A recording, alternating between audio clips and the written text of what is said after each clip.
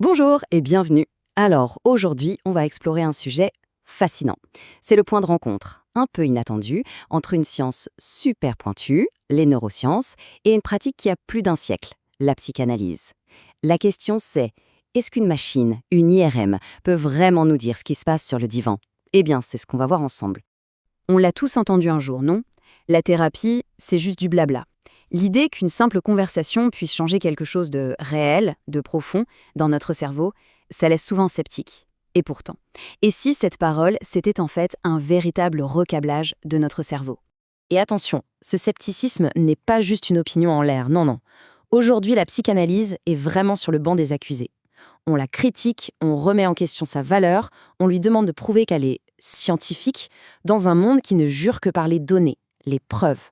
En gros, elle se bat pour sa survie. Et attention, il ne faut pas croire que c'est juste un débat entre intellectuels. Pas du tout. La menace, elle est bien réelle. Et les conséquences sont très très concrètes. Regardez, on essaye de la retirer des expertises judiciaires. Imaginez l'impact sur la justice. Son enseignement est remis en question, même dans des universités aussi connues que Paris 7. La pression est juste énorme pour qu'elle amène des preuves tangibles, des preuves dures de son efficacité. Sinon, c'est la porte. Mais c'est là que l'histoire prend un tournant complètement inattendu. Parce que le secours pourrait bien venir de là où on l'attend le moins, de son adversaire présumé en fait.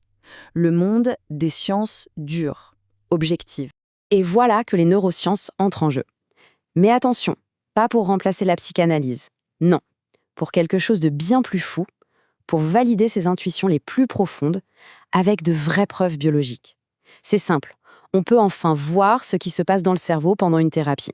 Bon, alors commencions par le début, par la première preuve.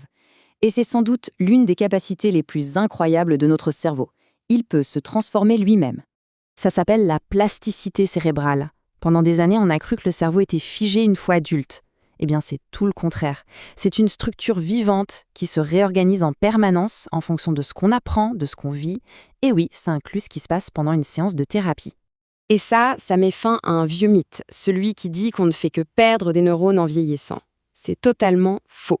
Le cerveau en fabrique tous les jours, en particulier dans une zone clé, l'hippocampe. Ce processus, on l'appelle la neurogénèse. Et c'est ça qui nous montre comment une prise de conscience en séance peut littéralement construire un nouveau chemin dans notre cerveau. Chaque « Ah, mais oui !» est une nouvelle connexion qui se crée. D'accord, mais comment ça marche concrètement la construction de ces nouvelles connexions? Pour le piger, il faut regarder de plus près la relation thérapeutique elle-même. Qu'est-ce qui se passe quand deux cerveaux interagissent? Pendant longtemps, la technologie nous a bloqués. On pouvait regarder un cerveau tout seul, dans son coin, mais ce qui se passait entre deux cerveaux en direct, ça, c'était un mystère complet. Et puis, la révolution est arrivée. Ça s'appelle l'hyperscanning. Grâce à l'IRM fonctionnel, on peut maintenant scanner deux cerveaux en même temps, pendant qu'ils interagissent. Et ça nous permet de visualiser ce que les thérapeutes ressentent depuis toujours, cette connexion invisible mais bien réelle qui se crée entre deux personnes pendant une séance. Imaginez un peu. Pendant la journée, et surtout en thérapie, on reçoit plein de nouvelles infos, de nouvelles façons de voir les choses. C'est un peu comme des pièces de puzzle éparpillées. Et c'est la nuit, pendant le sommeil, que le cerveau fait le tri. Il rassemble toutes ces pièces, il les synchronise et il construit une nouvelle image, une nouvelle compréhension du monde. Et cette synchronisation, elle n'est pas juste intellectuelle, elle est aussi émotionnelle. L'hyperscanning le montre très clairement.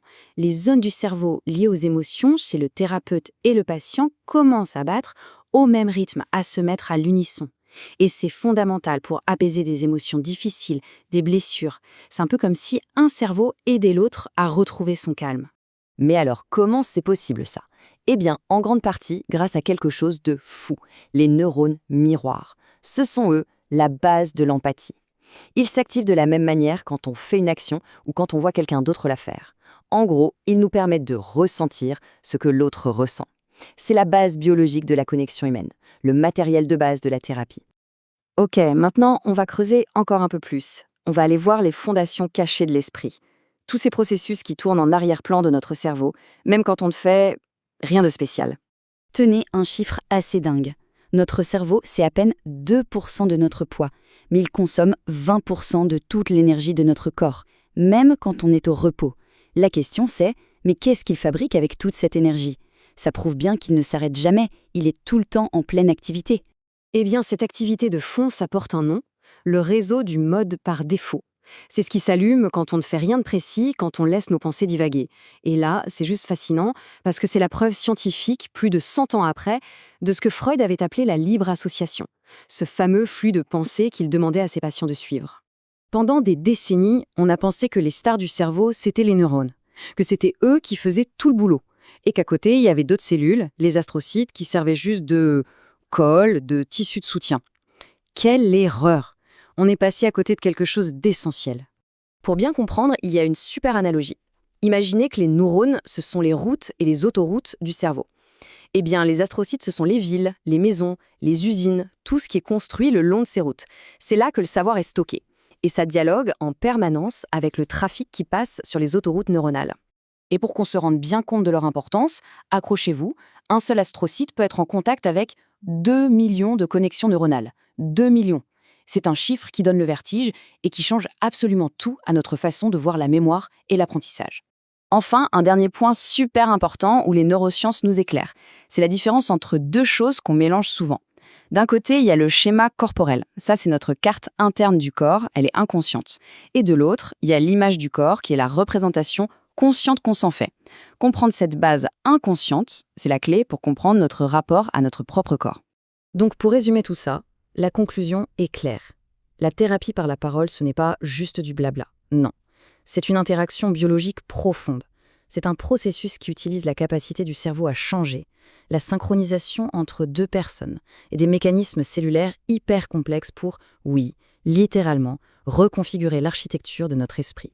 Ce mariage entre les neurosciences et la psychanalyse, il ouvre des portes absolument incroyables. Alors, la vraie question qui reste, c'est jusqu'où est-ce que ça va nous mener ?